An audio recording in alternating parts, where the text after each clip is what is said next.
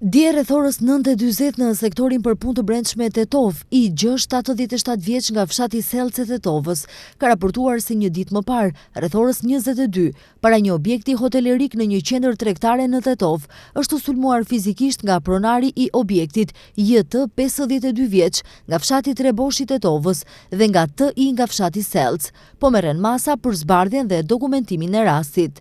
Dje rreth orës 17:30 në stacionin policor Tetov, NO 43 vjeç nga fshati Reqice Vogël, ka raportuar se një ditë më parë, rreth orës 11, në fushën e lojrave të shkollës fillore ku mësonte gjatë një turneu futbolli, djali i saj i mitur është sulmuar fizikisht nga shoku i klasës, po merren masa për zbardhjen dhe dokumentimin e plotë të rastit. Mbrëm rreth orës 20:30 në departamentin për punë të brendshme Gostivar, SM 48 vjeç nga Gostivari, ka raportuar se rreth orës 16 në rrugën JNA në Gostivar, pas një debati verbal për çështje pronësore dhe juridike, është sulmuar fizikisht nga ASH nga Gostivari, po merren masa për zbardhjen dhe dokumentimin e rastit. Sot rreth orës 1:10 në stacionin policor Tetov, HZ 25 vjeç nga Tetova, i cili momentalisht është duke vuajtur dënimin në burgun e Tetovës, ka raportuar se në burg është sulmuar fizikisht nga NM, po merren masa për zbardhjen dhe dokumentimin e rastit. Gjatë ditës së djeshme është kryer kontrolli intensifikuar i automjeteve dhe drejtuesve të mjeteve